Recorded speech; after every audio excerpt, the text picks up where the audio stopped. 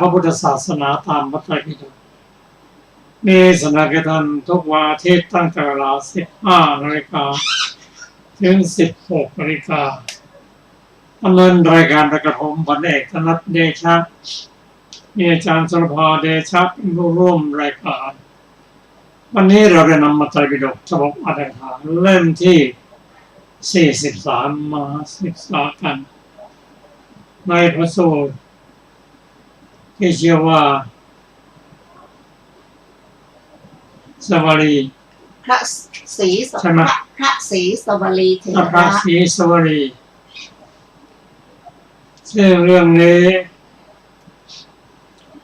เป็นเรื่องที่ผู้คนทั่วไปให้ความสนใจเพราะว่าศรีวลีนี้เป็นผู้ที่มีแต่โชคมีแต่ลาภมาแต่รูปปั้นของท่านก็มีไว้ได้กราบได้ไหว้แล้วก็จะมีโชคมีลาภ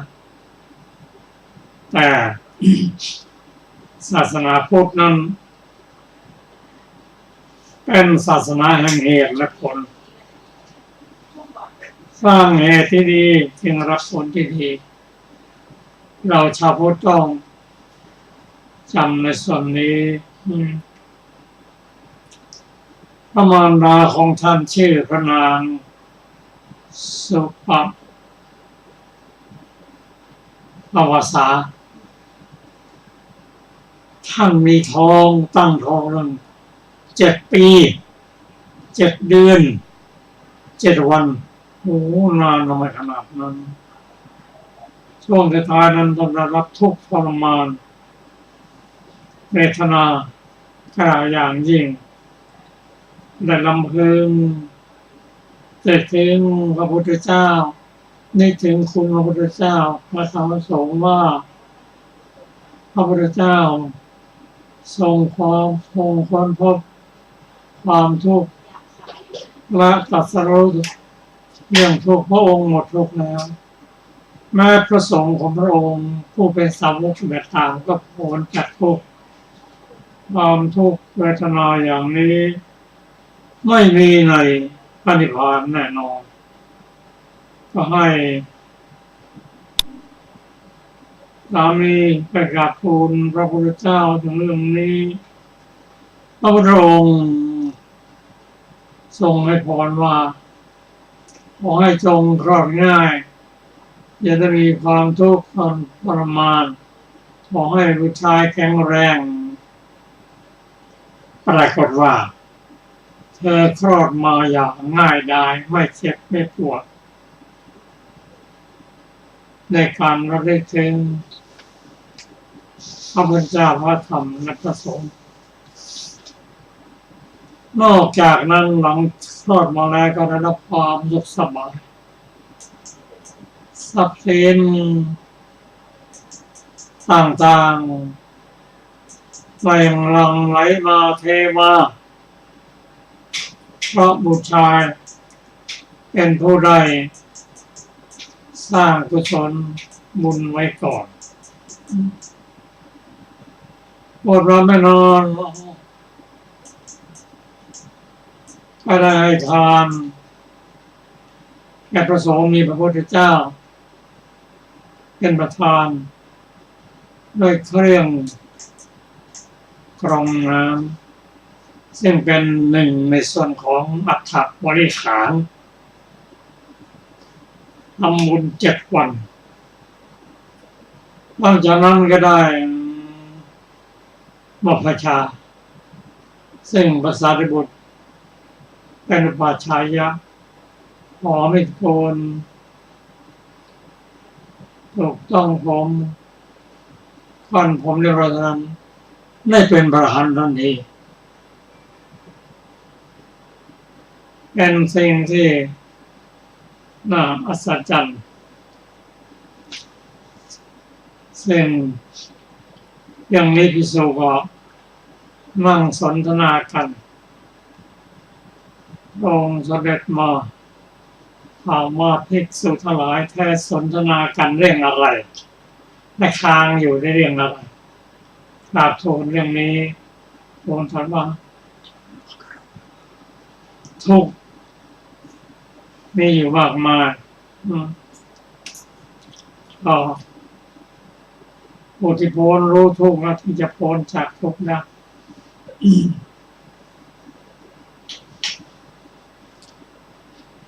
ที่นี้เรามาพิจารณากันเห็นว่า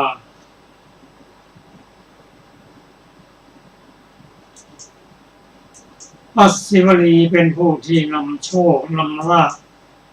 เป็นที่รักใคร่ของเทวดาและมนุษย์ทั้งหลายถ้าจะอยู่หรือจะไปความสมบูรณ์ในเรื่องของอาหารต่างๆไม่เคยขาดแคลนเลยทั้งนี้เพราะอะไรเพราะสร้างกรรมดีไว้อดีตชาติมากมายซึ่งกล่าวไว้ในพระสูตรอื่นสมเหตุสมผลกรรมเนี่ยให้ผลสมเหตุสมผลกรรมมันยุติธรรมที่สุดไม่มีขาดตกบกพร่องด้วยผลกรรมมันดีนั้นชาตินี้พระศิวลีนั้นได้รับผลของบุญกุศลที่ทำไว้อดีตชาติรับผลอันเกิดจากกรรมดีในอดีตให้ผลในภาคปัจจุบัน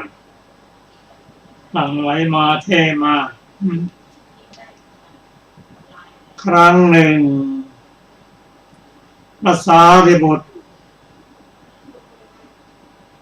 ทูลพระพุทธเจ้าว่าพระพุทธเจ้าข้าพระองค์ขอไปเยี่ยมน้องชายซึ่งปฏิบัติอยู่ในป่านะครั้งแรกพระองค์ก็ไม่อนุญาตครั้งที่สองครั้งที่สามออกพรรษาแล้วพระพุทธเจ้าตรัสว่าสารีบุตรแม้เราก็จะไปมหาโมคคัลลานะแม้เราจะไปก็จะไปตามมันไปมากมายอานนท์เป็นผู้นำทางเดินมาถึงทางสองแพร่งอานนท์กราบทูลว่าพระพุทธเจ้าข้าอันนี้เป็นสองทางที่ไปสู่ที่อยู่ของพระน้องชายทางนี้เป็นทางลัดทางนี้เป็นทางอ้อมความแตกต่างของทางลัดนั่นก็คือมันทางค่อนข้างยากเป็นที่อยู่อาศัยของมนุษย์ทั้งหลายอาหารก็หายากอีกทางนั้นเป็นทางอ้อมหน่อยหนทางสะดวกอาหารก็หาง่ายเราตัดถามว่าอานนท์ศิวลีบุตรของเรามาหรือเปล่ามาพระเจ้าค่ะทางนั้นไปทางลัดเลยที่อยู่ของมนุษย์ยากลำบากอาหารไปทางนั้นนะปรากฏว่าพอเดินทางไปแล้วเทวดาทั้งหลายโอ้พระผู้พระเจ้าของเราจะมาทางนี้นะตั้งโรงอาหารขึ้นทุกหยดอาหารพอเพียงแก่ภิกษุทั้งหมดกินเท่าไรก็พอเพียงอันนี้เป็นผลบุญที่ท่านพระศิวลีได้สร้างไว้นี่มาถึงตอนหนึ่งว่าส่วนบุญก็ส่วนบุญผลบุญก็ผลบุญแต่ผลที่ไม่เป็นบุญก็มีเป็นบาปก็มีนั่นคือท่านนอนอยู่ในครรภ์ของมารดา7 ปี 7 เดือน 7 วันไม่ใช่ของสบายเลยจะเป็นผลของอกุศลกรรมที่ทำไว้ในอดีตเช่นเดียวกันเราเห็นว่ากรรมนั้นย่อมไม่ผลกรรมดีก็แยกดีกรรมที่เป็นอกุศลก็แยกไปจากพระสูตรอื่นที่กล่าวในเรื่องนี้ว่าในสมัยที่ ท่านจะเป็นเจ้าชายหนุ่มนันดาของท่านคือนางสุภวาสาท่านนี่แหละมีความประสงค์จะไปยึดนครคนหนึ่งท่านก็เป็นล้อมนครเอาไว้7 ปี 7 เดือนปรากฏว่ายึดไม่ได้มันผิดธรรมดาเนี่ยพระราชมารดาก็ถามว่าทำยังไงบอกว่าล้อมไว้แล้วนานขนาดนี้ยังยึดไม่ได้พระนางเป็นผู้ฉลาดเห็นว่าเธอปิดประตูใหญ่ๆไว้แต่ไปเปิดประตูหลังให้ประชาชนออกมาซื้อข้าวซื้อของอย่างนี้มันจะไปยึดได้ยังไงปิดให้หมดทั้งประตูเล็กด้วยพอทำเท่านั้นนะอีก7 วันยึดเมืองได้ด้วยผลกรรมในครั้งนั้นมันดา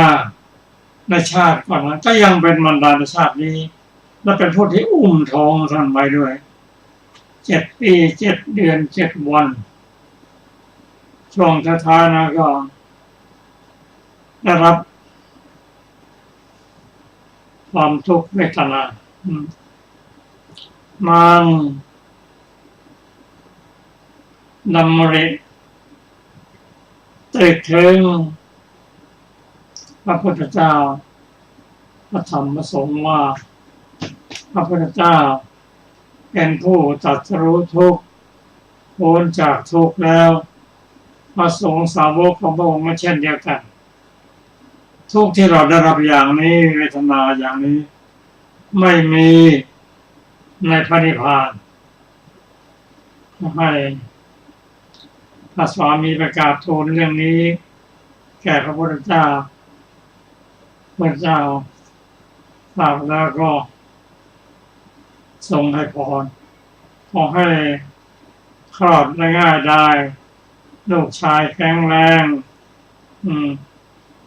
ไม่เจ็บไม่ป่วยแค่คลอดได้อย่างนั้นจริงๆนั้นลูกชายก็แข็งแรงเป็นพระอรหันต์เมื่อ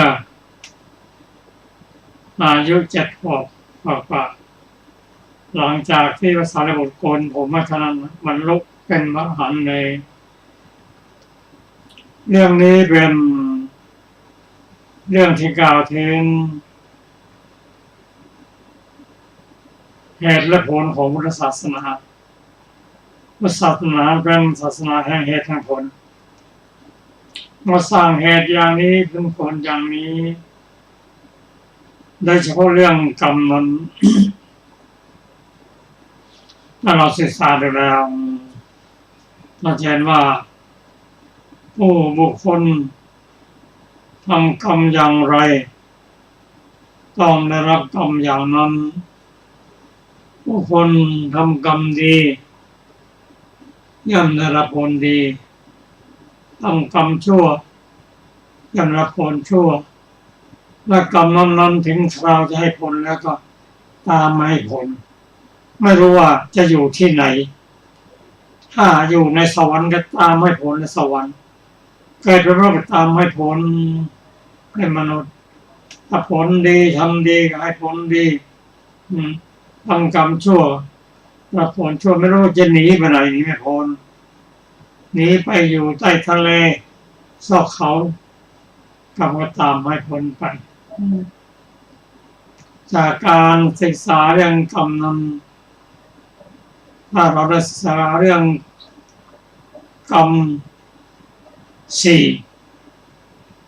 16 หมวดก็ทำให้เราเข้าใจกรรมนี้ขึ้น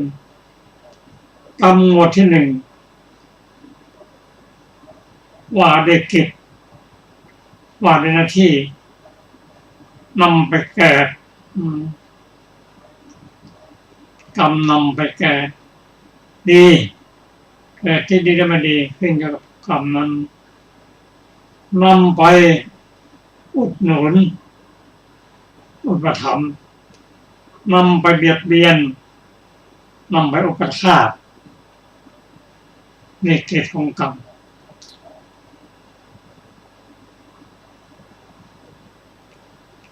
ลำดับของการในผลของกรรมนั้นกำหนดให้ผลก่อนเช่นอนันตริยกรรมอนันตริยกรรม5ก็คือ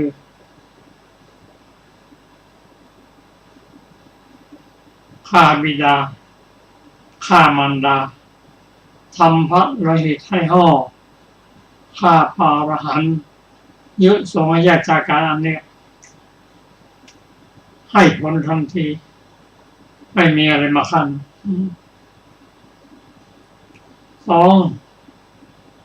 นรณาสนกรรมกรรมที่ทำก่อนจะตายดวงจิตดวงสุดท้ายนั้นจะพาไปจิตที่ทำบ่อยๆกรรมที่ทำบ่อยๆและกรรมที่พอประมาณให้ผลตามระยะให้ผลตามลำดับกรรมให้ผลตามระยะเวลาทำกรรมและให้ผลในชาตินี้ให้ผลในชาติหน้าที่เหลือก็ตามให้ผลในชาติหน้าตามพระศิวลีก็เช่นเดียวกัน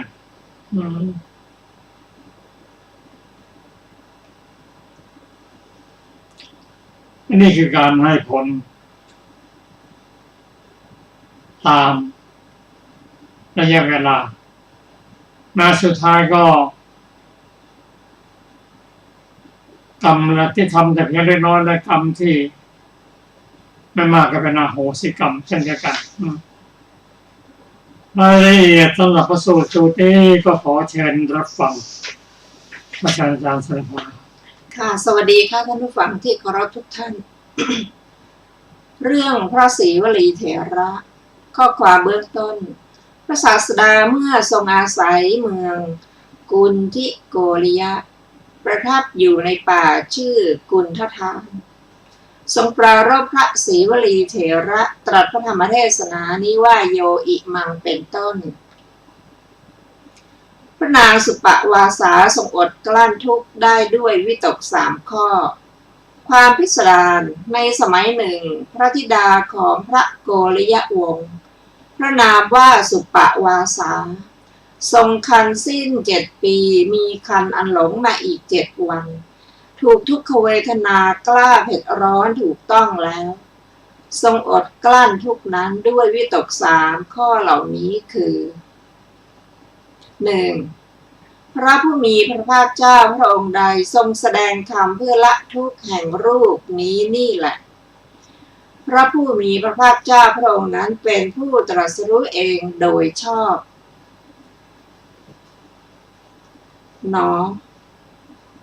2. พระสงฆ์สาวกใดปฏิบัติเพื่อละทุกข์แห่งรูปนี้นี่แหละ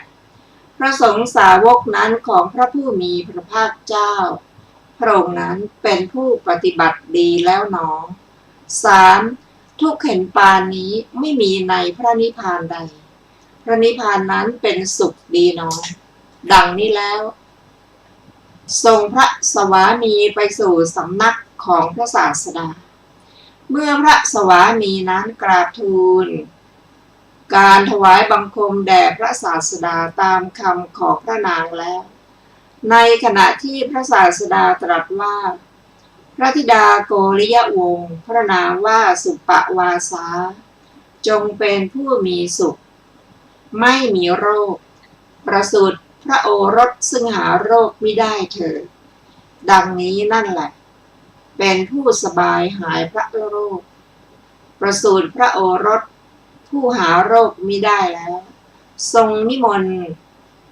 ภิกษุสงฆ์มีพระพุทธเจ้าเป็นประมุขแล้วได้ทรงถวายมหาทานสิ้น7 วันหัวข้อพระโอรสได้บรรลุพระอรหันต์แม้พระโอรสของพระนางถือเอาธรรมกรบกรองน้ำถวายพระสงฆ์ได้จำเดิมแต่วันที่ประสูติแล้วในการต่อมาพระโอรสนั้นเสด็จออกบรรพชาแล้วบรรลุ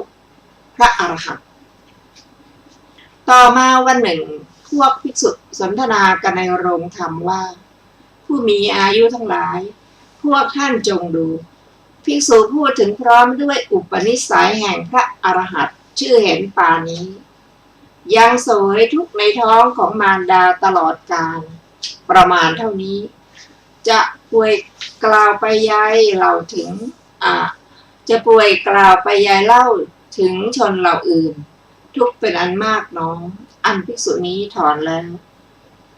พระศาสดาเสด็จมาแล้วตรัสถามว่าภิกษุทั้งหลายบัดนี้พวกเธอนั่งประชุมกันด้วยคาถาอะไรน้องเมื่อภิกษุเหล่านั้นกราบทูลว่า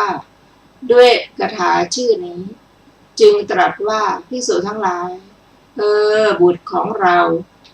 พ้นจากทุกข์ประมาณเท่านี้แล้วบัดนี้ทำพระนิพพานให้แจ้งแล้วอยู่ดังนี้แล้วตรัสพระคาถานี้ว่าโยอิมังปริปทังทุกขังสังสารังโมหะมัจจคาตินโนปารคโตชายีอเนโชอกถังกถีอนุปาทายะนิพุโตตามหังภูมิรามนังผู้ใดล่วงทางอ้อมลมสงสารและโมหะนี้ไปแล้วเป็นผู้ข้ามไปได้ถึงฝั่งมีปกติเพ่งหากิเลสเครื่องหวั่นไหวไม่ได้ไม่มีความสงสัยเป็นเหตุกล่าวว่าอย่างไรไม่ถือมั่นดับแล้วเราเรียกผู้นั้นว่าเป็นพรหมณ์แก้อัดพึงทราบเนื้อความแห่งพระคาถานั้นดังนี้ความว่าภิกษุใดล่วงทางคือราคะลมคือกิเลสสังสารวัฏและโมหะอันไม่ให้แทงตลอดอริยสัจทั้ง5นี้ไปแล้วผู้เป็นผู้ข้ามโอคะทั้ง4ได้ถึงฝั่งแล้วโดยลำดับมีปกติเพ่งด้วยฌาน2 อย่างชื่อว่าหากิเลสเครื่องหวั่นไหวไม่ได้เพราะไม่มีตัณหาชื่อว่าไม่มีความสงสัยเป็นเหตุกล่าวว่าอย่างไรเพราะไม่มีวาจาเป็นเครื่องกล่าวว่าอย่างไรชื่อว่าไม่ถือมั่นแล้วเพราะไม่มีอุปาทานชื่อว่าดับแล้วเพราะอันดับไปแห่งกิเลสเราเรียกภิกษุนั้นว่าเป็นพราหมณ์ในการจบเทศนาชนเป็นอันมากบรรลุอริยผลทั้งหลายมีโสดาปัตติผลเป็นต้นดังนี้แลจบเรื่องพระศรีวลีเถระ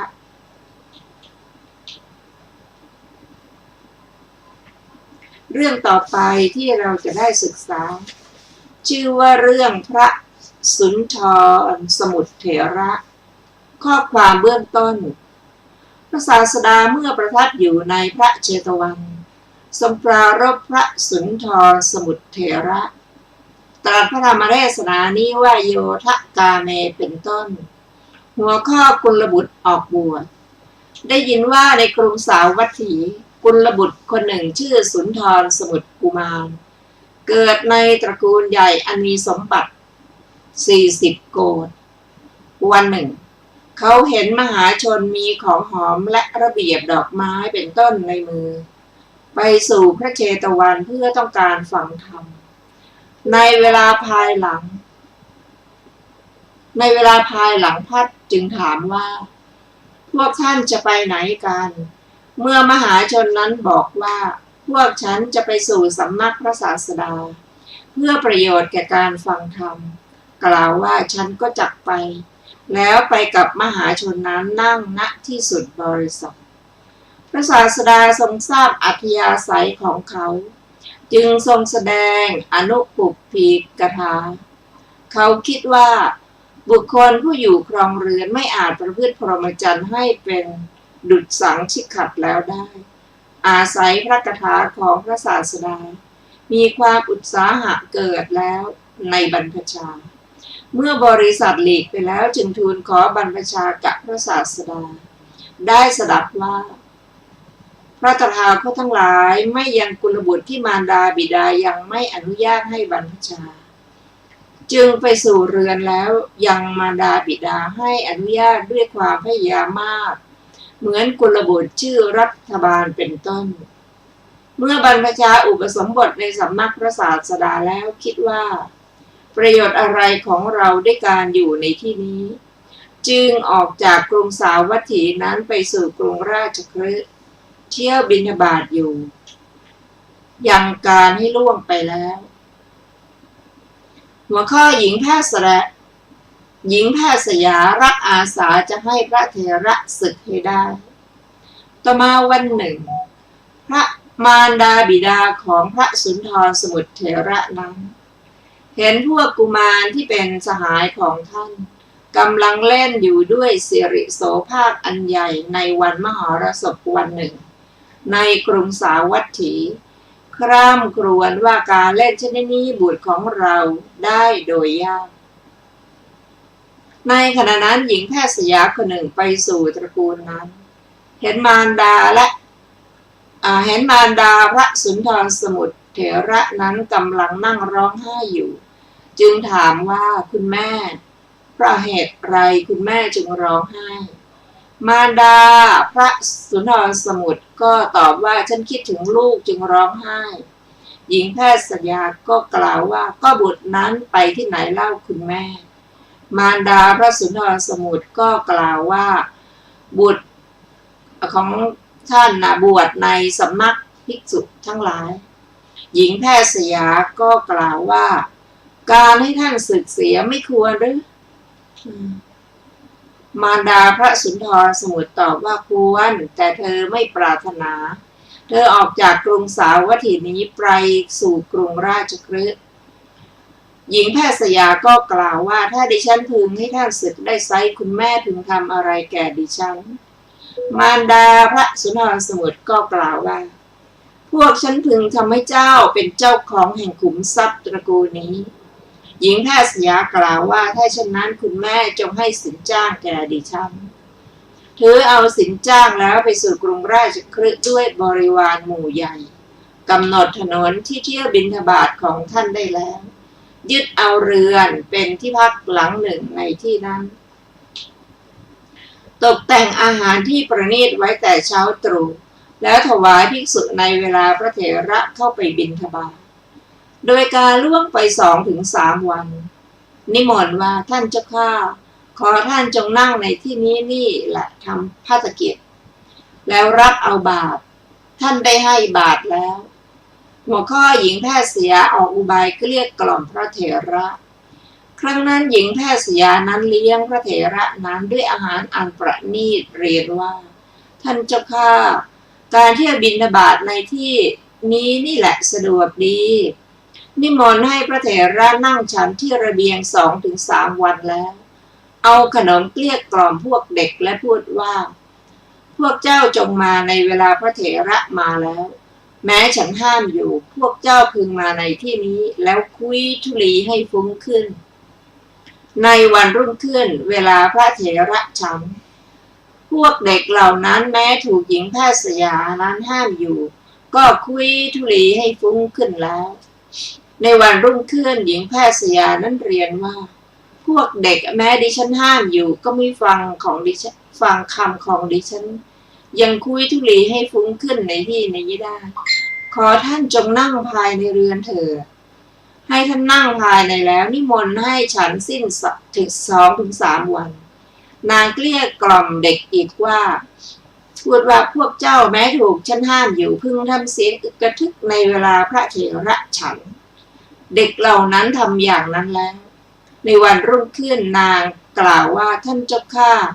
ในที่นี้มีเสียงอึกกระทึกเหลือเกินพวกเด็กแม้ดิฉันห้ามอยู่ก็ไม่เชื่อถือถ้อยคำของดิฉันนิมนต์ท่านนั่งเสียในปราสาทเบื้องบนเถิด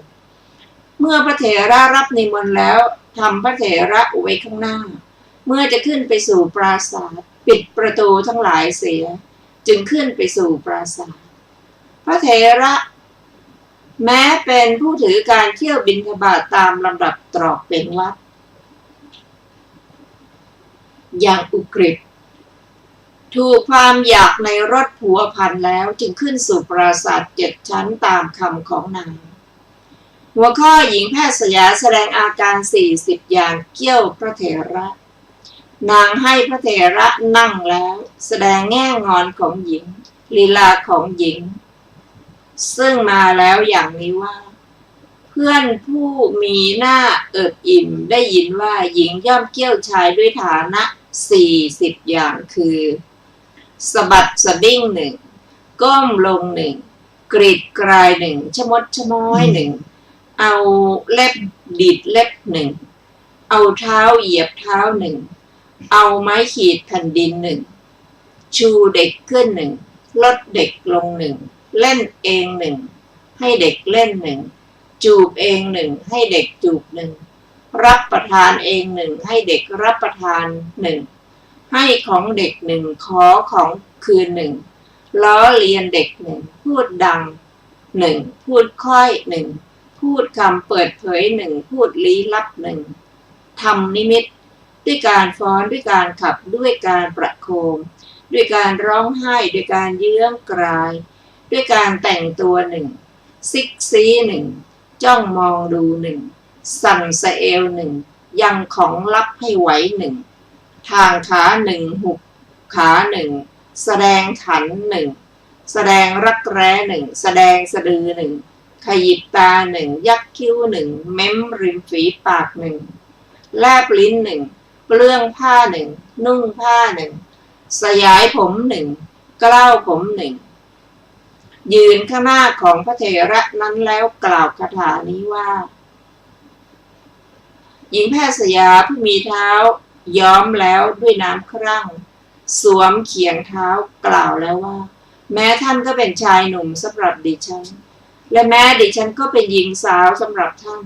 แม้เราทั้งสองแก่แล้วมีไม้เท้ากรานไปข้างหน้าจึงจักปวดหัวข้อพระเถระชนะหญิงแพทย์สยาพระอาศัยพระศาสดาครั้งนั้นความสังเวชใหญ่ได้เกิดขึ้นแก่พระเถระว่าโอ๋หนอกรรมที่เราไม่ใคร่ครวญแล้วทำหนักในขณะนั้นพระศาสดาประทับอยู่ในพระเชตวันหน้าที่ไกลประมาณ45 โยชน์นั่นแหละทรงเห็นเหตุนั้นแล้วได้ทรงทำความยิ้มแย้มให้ปรากฏลำดับนั้นพระอานนท์เถระทูลถามพระองค์ว่าพระเจ้าข้าอะไรหนอแลเป็นเหตุอะไรเป็นปัจจัยแห่งการทรงทำความยิ้มแย้มให้ปรากฏพระศาสดาตรัสว่าอานนท์สงครามของภิกษุชื่อสุนทรสมุทรและของหญิงแพทย์สยากำลังเป็นไปอยู่บนพื้นปราสาท7 ชั้นในกรุงราชคฤห์พระอานนท์ทูลถามว่าพระเจ้าข้าความชนะจะมีแก่ใครหนอแลความปราชัยจะมีแก่ใครพระศาสดาตรัสว่าอานนท์ความชนะจะมีแก่สุนทรสมุทรความปราชัยจะมีแก่หญิงแพทย์สยาดังนี้แล้วทรงประกาศความชนะของพระเถระประทับนั่งในพระเชตวันนั้นนั่นเองทรงแผ่พระรัศมีไปตรัสว่าภิกษุเธอจงหมดอาลัยละกามแม้ทั้งสองเสียดังนี้แล้วตรัสพระคาถานี้ว่าโยทะกาเมปหันตวานะอนาคาโรปริภเชกามะภวะปริคีนังตามหังภูมิพรามนังบุคคลใดละกามทั้งหลายในโลกนี้แล้วเป็นผู้ไม่มีเรือนงดเว้นเสียได้เราเรียกบุคคลนั้นผู้มีกามและพบสิ้นแล้วว่าเป็นพราหมณ์แก้อัดพึงทราบเนื้อความแห่งพระคาถานั้นดังนี้ความว่าบุคคลใด ละกาแม้ทั้งสองในโลกนี้แล้วเป็นผู้ไม่มีเรือนงดเว้นเสียได้เราเรียกผู้นั้นผู้มีกามสิ้นแล้วและผู้มีภพสิ้นแล้วว่าเป็นพรามในการจบเทศนาพระเถระบรรลุพระอรหันต์แล้วเหาะขึ้นไปสู่เวหาด้วยกำลังแห่งฤทธิ์ทะลุมณฑลช่อฟ้าออกไปแล้วชมเชยพระสรีระพระศาสดาอยู่นั่นเชียวมาถวายบังคมพระศาสดาแล้วหัวข้อพระศาสดาเป็นที่พึ่งของพระเถระภิกษุทั้งหลายสนทนากันในโรงธรรมว่าผู้มีอายุทั้งหลายพระสุนทรสมุทรเถระอาศัยรสที่พึงรู้ด้วยลิ้นเกือบเสียท่าแต่พระศาสดาเป็นที่พึ่งของเธอพระศาสดาทรงสลับกถานั้นแล้วตรัสว่าภิกษุทั้งหลายเราเป็นที่พึ่งของสุนทรสมุทรนั่นแต่ในบัดนี้เท่านั้นหาไม่ได้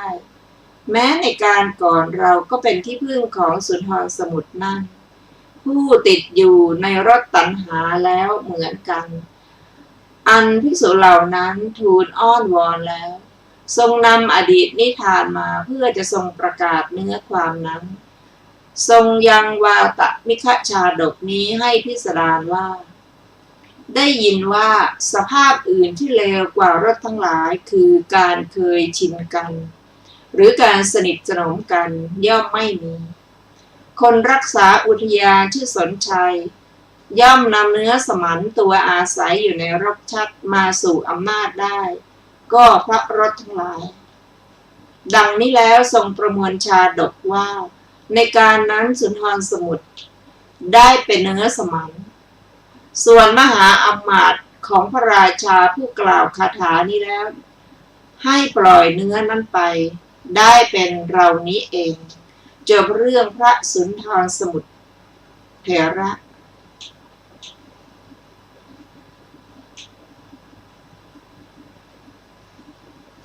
ต่อไปเป็นเรื่องพระโชติกเถระข้อความเบื้องต้นพระศาสดาเมื่อประทับอยู่ในพระเวฬุวันทรงปรารภพระโชติกเถระตรัสพระธรรมเทศนานี้ว่าโยทะตันหังเป็นต้นหัวข้อบุรพกรรมของสองพี่น้องอนุปุพพีกถาในเรื่องนั้นดังต่อไปนี้ได้ยินว่าในอดีตการปุดุมพีสองคนพี่น้องในกรุงพาราณสียังชนให้ทำไร่อ้อยไว้เป็นอันมากต่อมาวันหนึ่งน้องชายไปยังไร่อ้อยคิดว่าเราจะให้อ้อยลำหนึ่งแก่พี่ชายลำหนึ่งจะเป็นของเราแล้วผูกลำอ้อยทั้งสองลำในที่ตัดแล้วเพื่อต้องการไม่ให้รถไหลออกถือเอาแล้วได้ยินว่าในครั้งนั้นกิจด้วยการหีบอ้อยด้วยเครื่องยนต์ไม่มีในเวลาอ้อยลำที่เขาตัดที่ปลายหรือที่โคนแล้วยกขึ้นรถอ้อยย่อมไหลออกเองทีเดียวเหมือนน้ำไหลออกจากธรรมกรกฉะนั้นก็ในเวลาที่เขาถือเอาลำอ้อยจากไร่เดินมาพระปัจเจกพุทธเจ้าที่ภูเขาคันธมาศออกจากสมาบัติแล้วใคร่ครวญว่าวันนี้เราจะทำการอนุเคราะห์แก่ใครหนอแลเห็นเขาเข้าไปในข่ายคือยานของตนและทราบความที่เขาเป็นผู้สามารถเพื่อจะทำการสงเคราะห์ได้จึงถือบาตรและจีวรแล้วมาด้วยฤทธิ์ได้ยืนอยู่ข้างหน้าของเขาหัวข้อน้องชายถวายอ้อยแก่พระปัจเจกพุทธเจ้าเขาพอเห็นพระปัจเจกพุทธเจ้าเท่านั้นก็มีจิตเลื่อมใสจึงลาดผ้าห่มบนภูมิประเทศที่สูงกว่าแล้วนิมนต์ให้พระปัจเจกพุทธเจ้านั่ง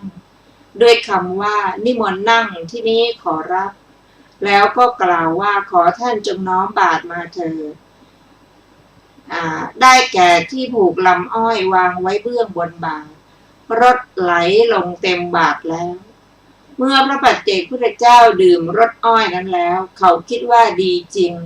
พระผู้เป็นเจ้าของเราดื่มรสอ้อยแล้ว ถ้าพี่ชายของเราจะให้นำมูลค่ามาเราก็จะให้มูลค่าถ้าจะให้เรานำส่วนบุญมาเราก็จะให้ส่วนบุญแล้วกล่าวว่านิมนต์ท่านน้อมบาตรเข้ามาเถิดขอรับแล้วได้แก้ลำอ้อยแม้ที่สองถวายรถในว่าเขาไม่ได้มีความคิดที่จะลวงแม้มีประมาณเท่านี้ว่าพี่ชายของเราจะนำอ้อยลำอื่นจากไร่อ้อยมาเคี้ยวกินส่วนพระปัจเจกพุทธเจ้าเป็นผู้ใคร่จะแบ่งรถอ้อยลำนั้นกับด้วยพระปัจเจกพุทธเจ้าเหล่าอื่นเพราะความที่ตนดื่มรถอ้อยลำแรกนั้นจึงรับไว้เท่านั้นแล้วก็นั่งอยู่เขาทราบอาการของท่านแล้วจึงไหว้ด้วยเบญจางคประดิษฐ์ตั้งความปรารถนาว่าท่านขอรับรถอันเลิศนี้ใดที่กระผมถวายแล้วด้วยผลแห่งรถอันเลิศนี้กระผมพึงโสยสมบัติในเทวโลกและมนุษย์โลกในที่สุดพึงบรรลุธรรมที่ท่านบรรลุแล้วนั่นแลแม้พระปัจเจกพุทธเจ้าก็กล่าวว่าขอความปรารถนาที่ท่านตั้งไว้แล้วจงสำเร็จอย่างนั้นแล้วทำอนุโมทนาแก่เขาด้วยคาถาว่าอิชิตังปัตถิตังตุยหังเป็นต้นแล้วก็อธิษฐานโดยประการที่เขาเห็นจะได้แล้วเหาะไปสู่เขาคันธมาศโดยทางอากาศแล้วได้ถวายรถอ้อยแก่พระปัจเจกพุทธเจ้า500 รูปเขาเห็นปาฏิหาริย์นั้นแล้วไปสู่สำนักพี่ชายพี่ชายถามว่าเจ้าไปไหนจึงบอกว่าฉันไปตรวจดูไร่อ้อยถูกพี่ชายกล่าวว่าจะมีประโยชน์อะไรด้วยคนอย่างเจ้าไปไร่อ้อยเจ้าควรจะถือเอาลำอ้อยมา1 ลำหรือ2 ลำมิใช่หรือกล่าวว่าพี่ถูกละฉันถือเอาอ้อยมา2 ลำแต่ฉันเห็นพระปัจเจกพุทธเจ้าองค์หนึ่งจึงถวายรถแต่ลำอ้อยของฉันแล้วถวายรถแต่ลำอ้อยแม้ของพี่ด้วยคิดว่าเราจะให้มูลค่าหรือส่วนบุญพี่จะรับเอามูลค่าอ้อยนั้นหรือจะรับเอาส่วนบุญพี่ชายก็ถามว่าก็พระปัจเจกพุทธเจ้าทำอะไรน้องชายตอบว่าท่านดื่มรสจากลำอ้อยของฉันแล้วก็ถือเอารสจากลำอ้อยของพี่ไปสู่เขาคันธมาศโดยอากาศแล้วได้ให้แก่พระปัจเจกพุทธเจ้า500 รูปหัวข้อพี่ชายเริ่มสายขออนุโมทนาส่วนบุญพี่ชายนั้นเมื่อเขากำลังกล่าวอยู่นั้นนั่นแหละเป็นผู้มีสรีระอันปีติถูกต้องแล้วหาระหว่างมิได้ทำความปรารถนาว่าการบรรลุธรรมที่พระปัจเจกพุทธเจ้านั้นเห็นแล้วนั่นแหละพึงมีแก่เราน้องชายปรารถนาสมบัติ3ส่วนพี่ชายปรารถนาพระอรหันต์ด้วยประการฉะนี้เป็นบุรพกรรมของชนทั้งสองนั้นหัวข้อต่อไป2 พี่น้องได้เกิดร่วมกันอีกในชาติต่อมาชนทั้งสองนั้นดำรงอยู่ตลอดอายุแล้วเคลื่อนจากอัตภาพนั้นแล้วบังเกิดในเทวโลกยังพุทธันดร1ให้สิ้นไปในเวลาชนทั้งสองนั้นไปเทวโลกนั่นแหละพระสัมมาสัมพุทธเจ้าทรงพระนามว่าวิปัสสีเสด็จอุบัติขึ้นแล้วในโลกพี่น้องทั้งสองแม้นั้นเคลื่อนจากเทวโลกแล้วผู้พี่ชายก็คงเป็นพี่ชายผู้น้องชายก็คงเป็นน้องชายถือปฏิสนธิในเรือนแห่งตระกูลหนึ่งในพันธุมดีนครบรรดาเด็กทั้งสองนั้นมารดาบิดาตั้งชื่อผู้เป็นพี่ชายว่า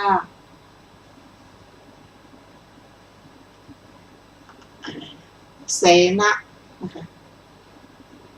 ของผู้น้องชายว่าอปราชิตเมื่อพี่น้องทั้งสองนั้นกำลังรวบรวมกลุ่มทรัพย์อยู่ในเวลาเติบโตเสนะกุดุมพีได้ฟังการเป่าร้องในพันธุมดีนครของอุบาสกผู้โฆษณาธรรมว่าพุทธรัตนะเกิดขึ้นแล้วในโลก ธรรมรัตนะเกิดขึ้นแล้วในโลกสังฆรัตนะเกิดขึ้นแล้วในโลกพวกท่านจงให้ทานทั้งหลายจงทำบุญทั้งหลายวันนี้เป็นดีถีที่14วันนี้เป็นดีถีที่15พวกท่านจงทำอุโบสถจงฟังธรรมเห็นมหาชนถวายทานในการก่อนพัดแล้วเมื่อไปเพื่อฟังธรรมในการภายหลังพัดจึงถามว่าพวกท่านจะไปไหนเมื่อมหาชนบอกว่าพวกฉันจะไปสู่สำนักพระศาสดาเพื่อฟังธรรมจึงพูดว่าแม้ฉันก็จักไปแล้วก็ไปพร้อมกับชนเหล่านั้นทีเดียวนั่งแล้วในที่สุดบริษัทพระศาสดาทรงทราบอัธยาศัยของเขาจึงตรัสอนุปุพพีกถาเขาฟังธรรมของพระศาสดาแล้วเกิดความอุตสาหะในบรรพชาจึงทูลขอบรรพชากับพระศาสดาลำดับนั้นพระศาสดาตรัสถามเขาว่าก็พวกญาติที่ท่านจะพึงอำลามีไหมเสนากุดุมพีตอบว่ามีพระเจ้าข้าพระศาสดาก็ตรัสว่าถ้าอย่างนั้นท่านไปลาแล้วจงมาหัวข้อพี่ชายลาน้องชายออกบวชแล้วได้บรรลุพระอรหันต์เขาไปสู่สำนักของน้องชายแล้วกล่าวว่าทรัพย์สมบัติใดมีอยู่ในตระกูลนี้ทรัพย์สมบัตินั้นทั้งหมดจงเป็นของเจ้าน้องชายก็กล่าวว่าก็พี่เล่าขอรับเสนะกุดุมพีก็กล่าวว่าฉันจะบวชในสำนักของพระศาสดาน้องชายก็ว่าพี่พูดอะไรฉันเมื่อมารดาตายแล้วก็ได้พี่เป็นเพื่อนเหมือนมารดาเมื่อบิดาตายแล้วก็ได้พี่เป็นเหมือนบิดาตระกูลนี้ก็มีโภคะมาพี่ดำรงอยู่ในเรือนนี่แหละก็สามารถจะทำบุญได้พี่อย่าทำอย่างนั้นเสนากุดุมพีฉันฟังธรรมในสำนักของพระศาสดาแล้วฉันดำรงอยู่ในท่ามกลางเรือนไม่อาจบำเพ็ญธรรมนั้นได้ฉันจักบวชให้ได้เจ้าจงกลับเขายังน้องชายให้กลับไปด้วยอาการอย่างนั้นแล้วได้บรรพชาอุปสมบทในสำนักพระศาสดาแล้วต่อการไม่นานนักก็บรรลุพระอรหันต์ฝ่ายน้องชายคิดว่าเราจะทำสักการะแก่บรรพชิตผู้พี่ชายจึงถวายทานแก่ภิกษุสงฆ์มีพระพุทธเจ้าเป็นประมุขสิ้น7 วันไหว้พี่ชายแล้วกล่าวว่าท่านขอรับท่านทำการสลัดออกจากภพแห่งตนได้แล้วส่วนกระผมยังเป็นผู้พัวพันด้วยกามคุณ5ไม่อาจออกบวชได้ขอท่านจงบอกบุญกรรมอันใหญ่ที่สมควรแก่กระผมผู้ดำรงอยู่ในเรือนนี่แหละลำดับนั้นพระเถระกล่าวกับน้องชายนั้นว่าดีละเจ้าผู้เป็นบัณฑิตเจ้าจงให้สร้างพระคันธกุฎีสำหรับพระศาสดาหัวข้อน้องชายสร้างพระคันธกุฎีถวายพระศาสดาน้องชายนั้นพระภาษาทุแล้วยังชนให้นำไม้ต่างๆมาแล้วให้ถากเพื่อประโยชน์แก่ทัพสัมภาระทั้งหลายมีเสาเป็นต้น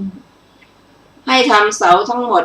ด้วยขจิตด้วยแก้ว7 ประการคือต้น1ขจิตด้วยทองคำต้น1ขจิตด้วยเงินต้น1ขจิตด้วยแก้วมณีเป็นต้นแล้วให้สร้างพระคันธกุฎีด้วยเสาเหล่านั้นให้มุงด้วยกระเบื้องสำหรับมุงอันขจิตด้วยแก้ว7 ประการเหมือนกันก็ในเวลาสร้างพระคันธกุฎีนั้นแลหลานชายชื่ออัปราชิตผู้มีชื่อเหมือนกับตนนั้นแลเข้าไปหาอัปราชิตกุดุมพีนั้นแล้วกล่าวว่าแม้ฉันก็จักสร้างท่านจงให้ส่วนบุญแก่ฉันเถิดลุงเขากล่าวว่าพ่อฉันไม่ให้ฉันจักสร้างไม่ให้ทั่วไป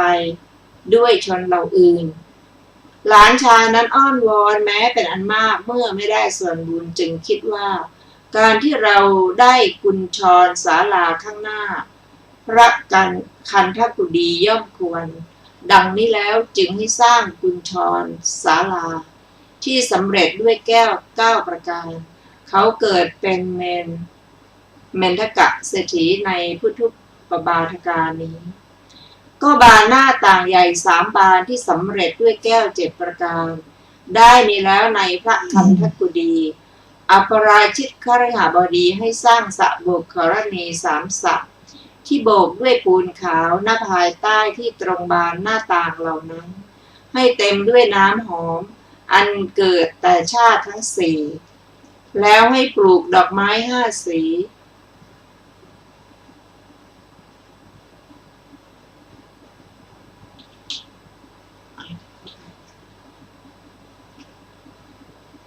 ให้ย่อบรรดาแก้ว7 ประการ แก้วที่ควรแก่ความเป็นของที่พึงย่อยได้แล้วถือเอาแก้วนอกนี้ทั้งหมดทีเดียวโปรยรอบพระคันธกุฎีโดยท่องแถวเพียงเข่ายังบริเวณให้เต็มแล้วคฤหบดีชื่ออัปราชิตยังพระคันธกุฎีให้สำเร็จด้วยอาการอย่างนั้นแล้วเขาจึงเข้าไปหาพระเถระผู้พี่ชายเรียนว่าท่านขอรับพระคันธกุฎีสำเร็จแล้วกระผมหวังการใช้สอยพระคันธกุฎีนั้นได้ยินว่าบุญเป็นอันมากย่อมมีเพราะการใช้สอยพระเถระนั้นเข้าไปเฝ้าพระศาสดากราบทูลว่าพระเจ้าข้าทราบว่ากุดุมพีผู้นี้ให้สร้างพระคันธกุฎีเพื่อพระองค์บัดนี้เธอหวังการใช้สอยพระศาสดาเสด็จลุกจากอาสนะแล้วเสด็จไปสู่ที่เฉพาะหน้าพระคันธกุฎีทอดพระเนตรกองรัตนะที่เขากองล้อมรอบพระคันธกุฎีได้ประทับยืนอยู่แล้วที่ซุ้มแห่งประตูก็เมื่อกุดุมพีนั้นกราบทูลว่าพระเจ้าข้าการรักษาจักมีแก่ข้าพระองค์เองขอพระองค์จงเสด็จเข้าไปเถิดพระศาสดาเสด็จเข้าไปแล้วหัวข้อเขาต้องการรักษารัตนะที่โปรยไว้รอบพระคันธกุฎีแม้กุดุมพีก็ต้องการรักษาไว้โดยรอบสั่งมนุษย์ทั้งหลายไว้ว่าพ่อ